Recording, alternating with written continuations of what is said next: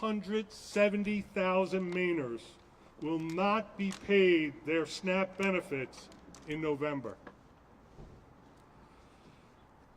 SNAP benefit recipients are being used as pawns in the government shutdown.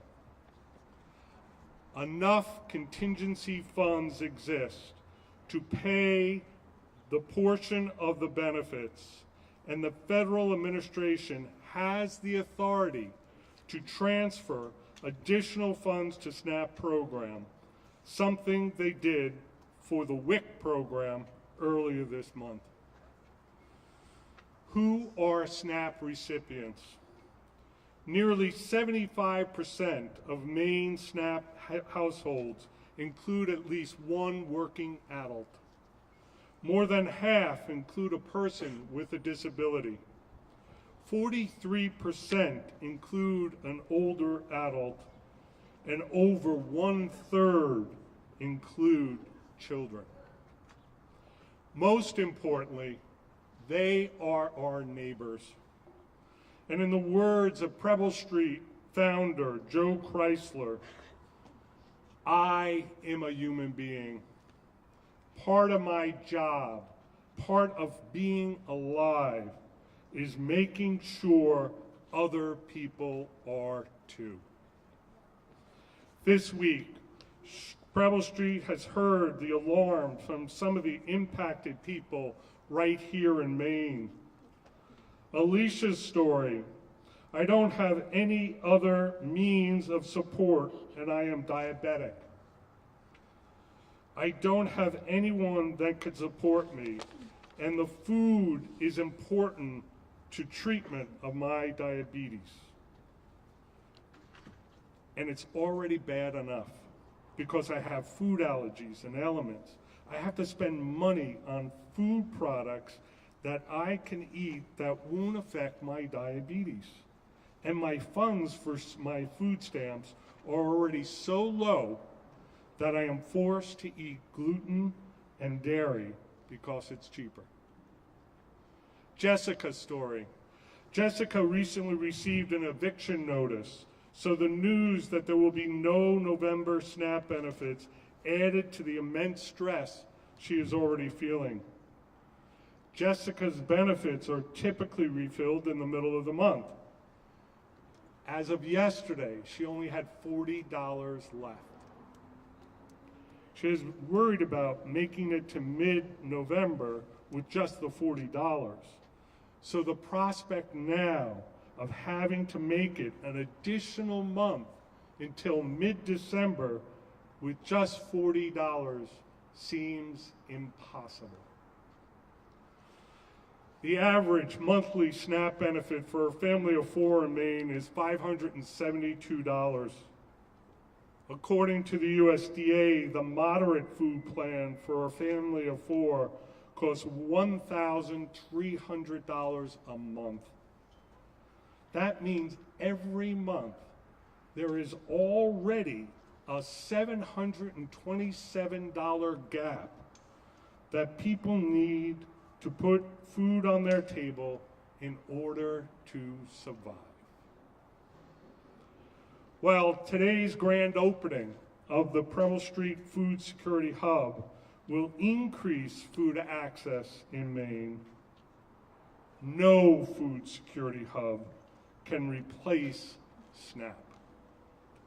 We are asking the administration to use contingency reserves, billions of dollars that Congress provided for use when SNAP funding is inadequate, that remain available during the shutdown to fund November benefits for the 12.5% of Mainers, 12.5% of your neighbors who need SNAP to afford their grocery bill this month. Thank you.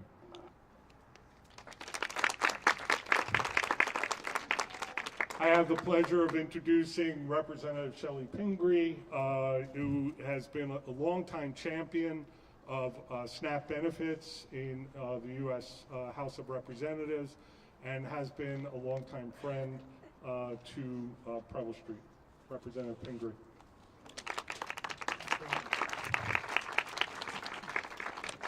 Thank you very much, Sharon. Thank you so much for bringing us all together here. And I know there's going to be some incredible speakers who are working with these issues and have been great advocates as well. But let me just say a few things about the politics of this.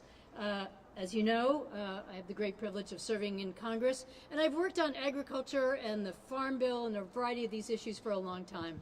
And one of the things that really shocked me when I got to Congress and saw the negotiations that happen every 5 years around the Farm Bill was that food and SNAP benefits was going to be such a contentious item. Because in my opinion, when you live in the wealthiest country in the world, you shouldn't worry about, you shouldn't fight about, and you shouldn't make a political struggle out of whether people deserve to be fed every single day. It should be a basic right in our country.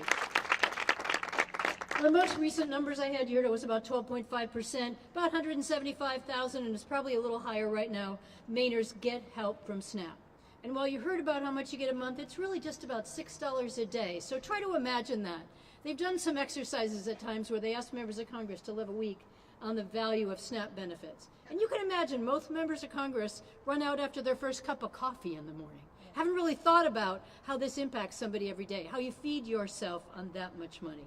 Of the 174,000 members, 36,000 of them are children. Children who need to be well fed, to do well in school, to do well in preschool, to grow and develop in the way that we know is healthy for them. 6,300 veterans who have served our country, who are benefiting from SNAP benefits, and about 25,000 of the households in this district. So a lot of Mainers depend on SNAP. A lot of them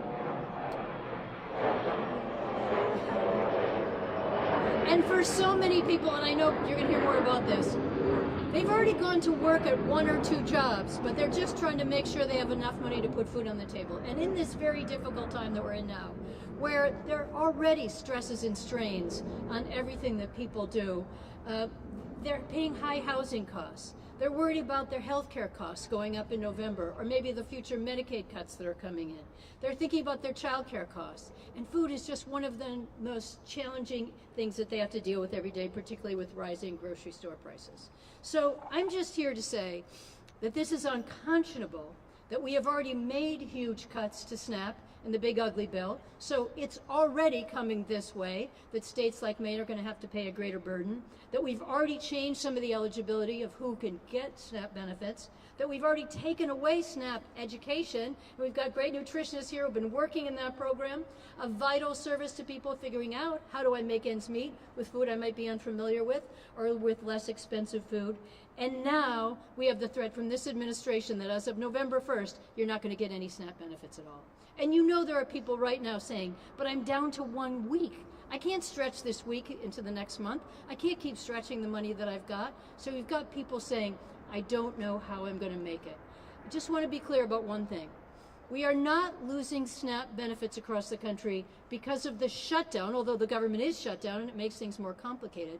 We're losing them because this administration has decided they're not going to give SNAP benefits to people. This administration has already decided who they will pay and not pay, what essential services will continue to be funded, who's going to be a furloughed worker, who's going to be an essential worker. And as you've heard, at the USDA, there is $5 billion in reserves right now. They need about $8 billion a month. So they need to find that last 3. Okay, let's just be clear. They found $20 billion to send to the country of Argentina. Don't even get me started. But they sent $20 billion. There's all kinds of money that's been moving around, and they're going to build a multi-hundreds of millions of dollar ballroom on the White House that they started tearing down the East Wing for this week. So there is money available. It can be moved. There's even a precedent for continuing to do this. I see, is that Kevin Kincannon over there? Oh my God. I see the sainted Kevin Kincannon. Oh my gosh. The man who taught us all in the state of Maine, but then also at the USDA, how to fight back on SNAP benefits and how to get good nutrition to people. Thank you very, very much for all of your service. But as you know, when there are reserves sitting there, they are there to make sure that we have a contingency fund for this. there is money that gets moved around at USDA all the time. They're very likely to put together a $12 billion package to help the soybean farmers who have been harmed by the tariffs in China and the sales from Argentina to China. So all things you don't need to know, but the fact is there is money there. We can do this any day of the week. But the idea that they are striking fear into families right now, that they are telling states, don't even send us your files because we're not going to prepare them for the EBT transfers, is unconscionable. In the wealthiest country in the world, that we would strike fear into people's families, and we would say to all the people you're going to hear about today and all the people who are out there figuring out what am I going to do next month, and that we would put the pressure on these food banks, because it takes about 10 meals, 9 meals at a food bank to make up for one meal. It's about the equivalent of 9 meals served at a food bank to make up one meal. So the pressure on these food banks would be catastrophic. There is not enough food here. There is not enough canned goods in your pantry to donate for every person in this state that's going to go hungry, and it's just not possible to do. So we cannot let this stand. We have to fight back and just say, this isn't because of the shutdown. This is because an administration is choosing to do this. And we as Mainers are going to say no, and I hope states across the country will just say, no, we're not going to let you do that. Not on my time. So thank you very much. We'll continue to fight back. Thank you, Representative Pingree, for those words. I'd like to introduce the Heather Paquette, the CEO of Good Shepherd Food Bank, to say a few words. Thank you. Good morning. Thank you for the opportunity to come together as a community and talk about this crisis. I use that word very deliberately. As Terrence mentioned, I have the privilege of being the president of Good Shepherd Food Bank of Maine. We take our responsibility as being the Feeding America Food Bank for the state of Maine extremely seriously every day. And today we take it more seriously than ever and are very scared for our community and the people in Maine, with the pending outcome of November 1st SNAP benefits not being issued to people for the state of Maine. If I can offer a quick overview of how food banking works. There are 199 Feeding America food banks in our nation. Most states have multiple. Maine has one, which is Good Shepherd Food Bank. We do all of our work through partnerships, and we partner with over 600 emergency food network organizations, food pantries, meal sites, school pantries, and healthcare practices to source and distribute 50 million pounds of food from Fort Kent to Kittery, serving 191,000 people in Maine experiencing food insecurity. Within that number is 50,000 children. Maine currently has the highest rate of childhood food insecurity in New England. We are experiencing unprecedented rates of hunger that are growing at a pace that are so fast that we can't quite capture it to be ready to address it. Before a measure that we count on every day that's been a stable, predictable source of food security measures provided by our government is put at risk. If I could explain to you how food security tools work in a state working aggressively towards having a food secure state, we count on government funding to provide an important safety net to people in the state of Maine experiencing or at risk of food insecurity, those 174,000 people that you heard about today. If I can offer a visual, that safety net comes first. So the Emergency Food Network, which is our pantry partners, exists as a last resort after that safety net has been exhausted. And that provides us a manageable amount of work, which is getting harder by the day, for us to serve after those safety nets have been exhausted. If we remove SNAP, we remove a very important safety net that gives an unmanageable amount of work to the Emergency Food Network that we are not built for, we're not prepared for, and at this point on October 24th, we would be running at an unrealistic pace to address that increased need. If I can explain to you what that looks like, we are hearing from partner agencies that they are already seeing lines grow from 30 to 50% more than the lines that they were serving 1 short month ago, before those SNAP cuts go into place. Pantry directors are needing to make an impossible decision, such as limiting visits to the pantry or restricting zip codes, which is an incredibly difficult decision that they should not be needing to make. When we add SNAP benefit cuts, they will now be looking at an additional 170,000 people needing to access food with less than a week's notice from today in their lines that are already growing beyond a manageable amount. I implore everyone who can be our ally right now to be our ally right now in helping us tell the story that the Emergency Food Network in Maine cannot address the increased need that will happen if SNAP benefits are not issued November 1st. Thank you.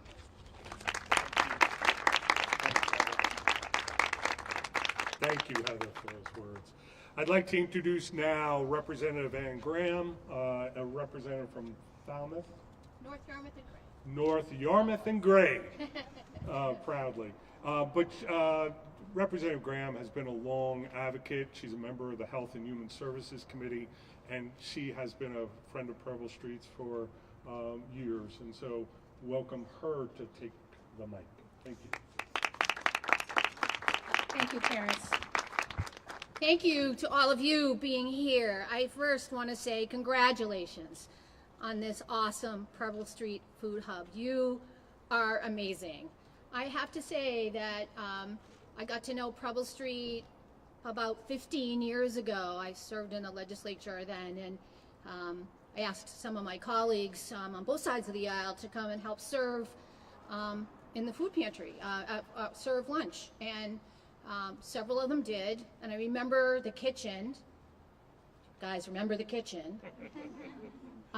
It was small, it was difficult, and I am blown away by this kitchen that you have created.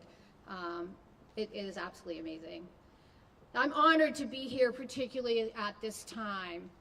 Every day, every moment, it becomes more important that we find a way to feed our fellow Mainers. I am Representative Annie Graham, and I do serve the people of North Yarmouth and Gray.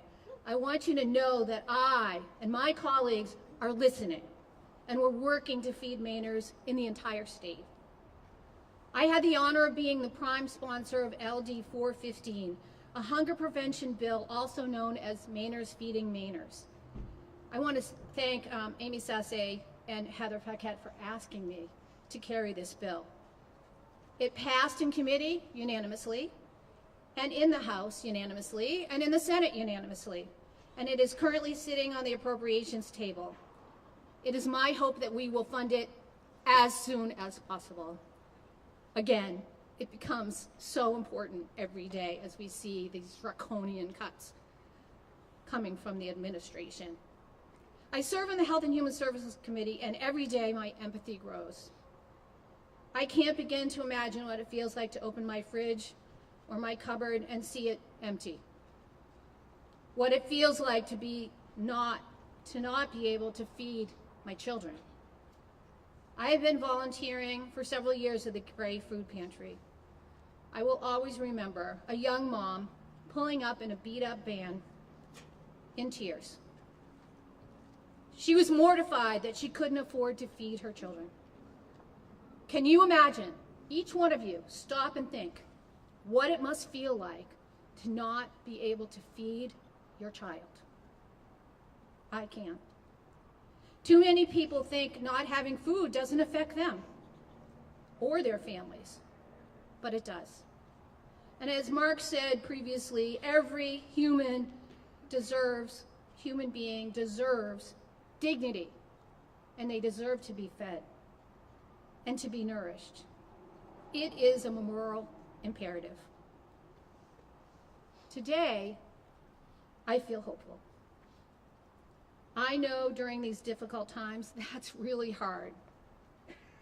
I want to thank you all for stepping up every day to help your fellow human beings.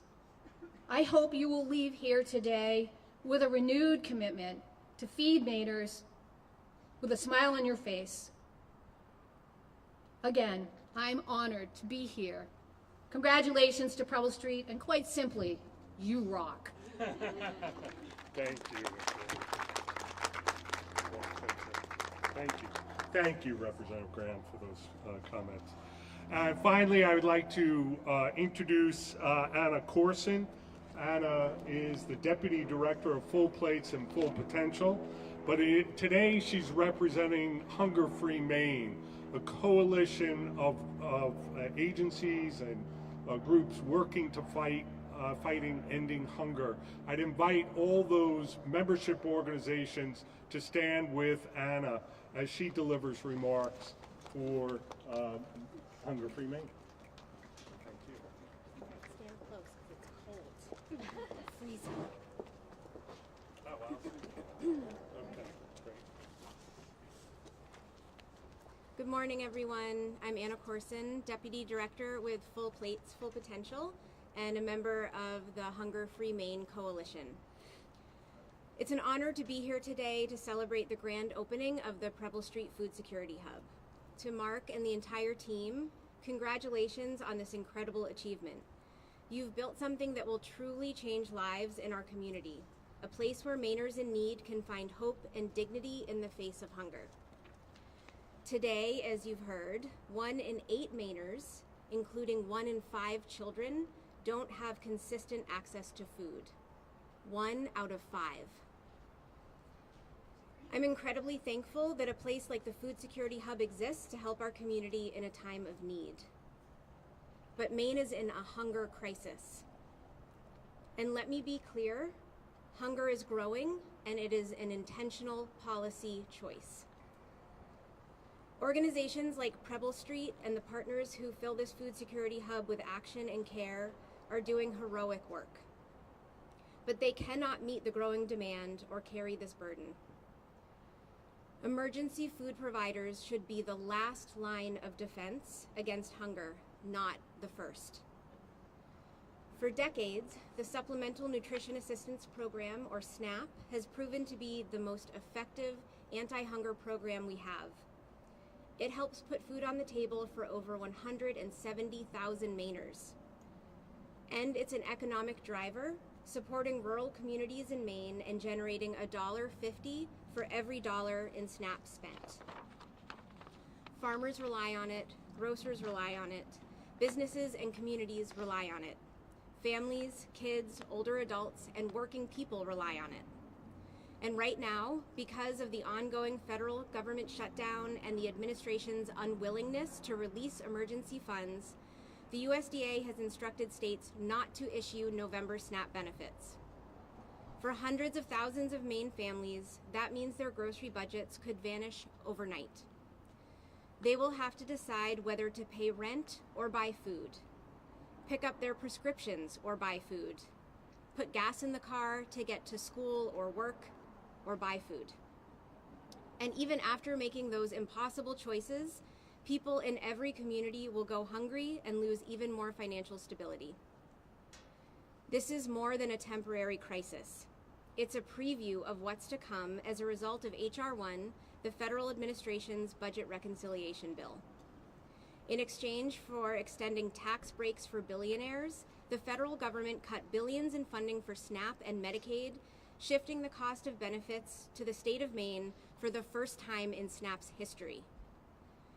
Unless Maine can find a way to cover the cost or reduce the penalties, hundreds of thousands of Mainers will once again face an uncertain future long after the shutdown has ended, one with bare tables and empty plates.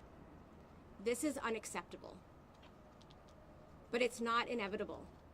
There are clear actions that our policymakers on both sides of the aisle can and must take to protect our communities. To those in Washington, negotiate to reopen the government. Fulfill your legal obligations and ensure SNAP benefits are distributed to those in need. And if this can't be done, to our members of Congress, we ask you to stand up for your constituents.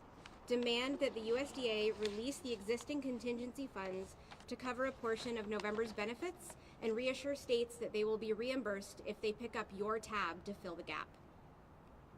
And to our state policymakers, know that this is only a dress rehearsal for what's to come.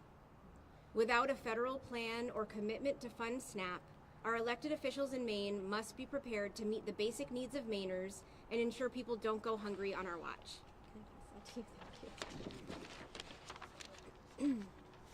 It is unacceptable for children, seniors, and families to go hungry due to a failure in leadership. If our members of Congress refuse to act, it's time to return to the State House. Call for a special session and address this impending hunger crisis head on. Hunger shouldn't be up for debate. The Food Security Hub shows us what's possible when we come together, when we refuse to accept hunger as inevitable. Let's take that same spirit to Augusta, to Washington, and to every corner of our state. Congratulations again to everyone at Preble Street. You're standing up in the face of hunger, and I urge our policymakers and those in power to do the same. Thank you.